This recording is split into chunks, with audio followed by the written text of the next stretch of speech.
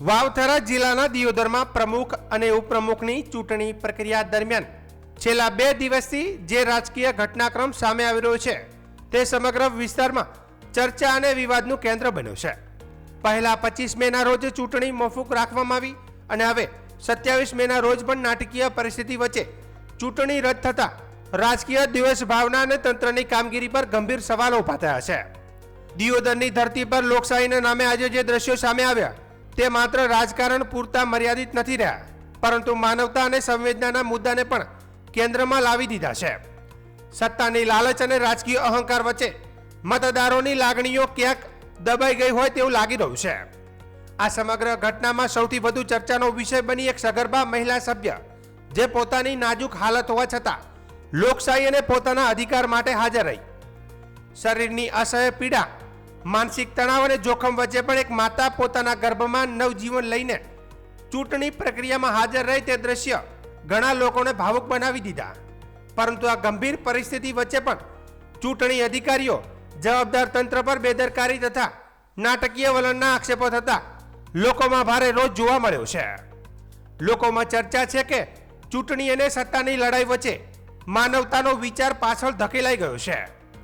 ચૂંટણીઓ આવતી જતી રહેશે, સત્તા બદલાતી રહેશે, પરંતુ એક માતાની પીડા અને ગર્ભમાં રહેલા બાળકની સુરક્ષા સામે કોઈ પણ રાજકીય પ્રક્રિયા નાની પડે છે.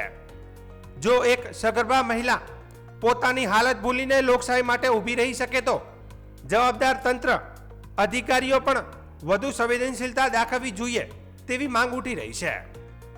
આ સમગ્ર ઘટનાક્રમે દિયોદરમાં માત્ર રાજકીય નહીં પરંતુ માનવતાના મુદ્દે પણ મોટો સવાલ ઉભો કર્યો છે. આજે દિયોદરની ધરતી એક પ્રશ્ન પૂછી રહી છે: શું સત્તા અને રાજકીય પ્રક્રિયા એટલી મોટી બની ગઈ કે એક માતાની પીડા પણ નાની લાગી રહી છે?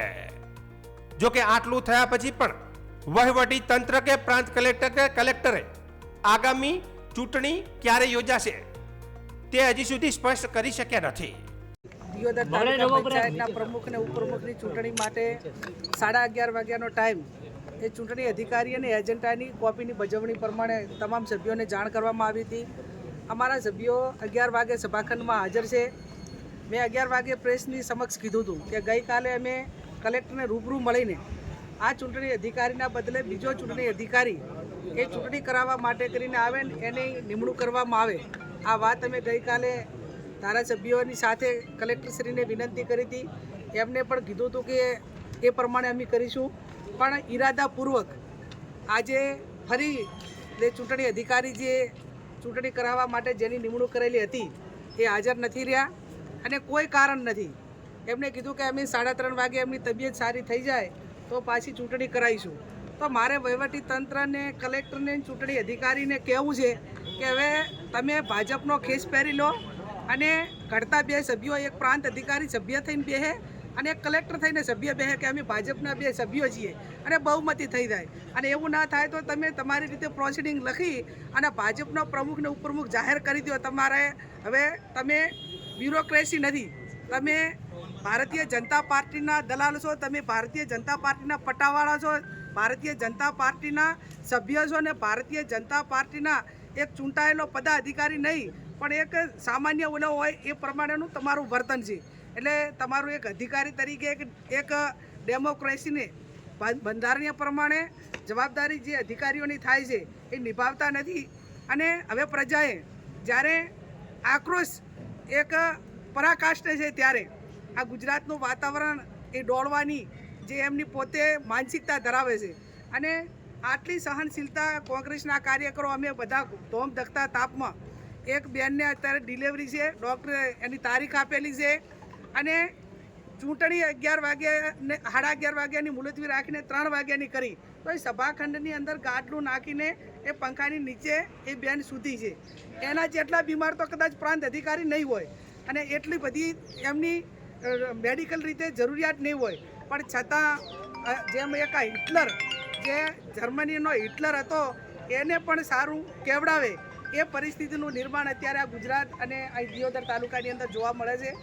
ભગવાનને પ્રાર્થના કરીએ કે આવા અધિકારીઓને આવી સરકારને સદબુદ્ધિ આપે, લોકશાહીનું હનન ના કરે અને સમય જતાં વાર લાગતી નથી.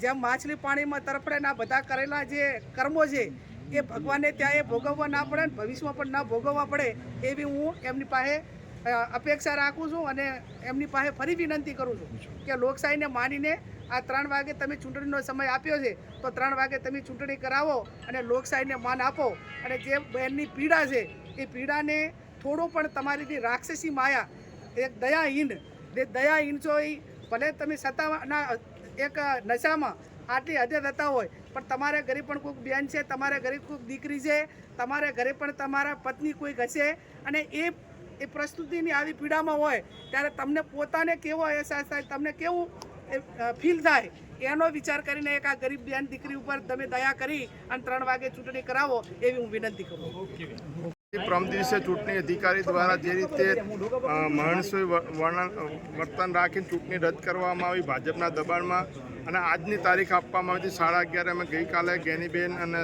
શિવાબેન બધા આગેવાનો ભેગા થઈને કલેક્ટરને પણ મળ્યા હતા અને રજૂઆત કરી હતી. ચૂંટણી અધિકારીઓ પર અમને વિશ્વાસ નથી. ચૂંટણી અધિકારી ન્યાયાધીશ કહેવાય છે. ન્યાયાધીશ ચોરી કરે તો કોના પર વિશ્વાસ રાખવાનો? એટલે જે રીતે ગઈકાલે એમને ચોરી કરી હતી એના લીધે અમે લોકો રજૂઆત કરી હતી, એમને તમે બદલો, પણ બદલ્યા નહીં. આજ સવારના પણ મેં કલેક્ટરશ્રીને અમે ગેનીબેન અને બધા રજૂઆત કરી હતી કે આ ચૂંટણી અધિકારી આવશે નહીં, અમને શંકા છે. તો કે ના, ચૂંટણી અધિકારી સમયસર આવી જશે. અને 11:30 સુધી ના આવ્યા ત્યારે અમે કલેક્ટરને ફોન કર્યો હતો કે એમની તબિયત ખરાબ છે, સભા મોકૂફ રાખવામાં આવે છે. એટલે એક પ્રી પ્લાનિંગથી સભ્ય તોડવા માટે, લોકશાહીનું ખૂન કરવા માટે દિયોદરમાં પ્રયત્ન થઈ રહ્યો છે.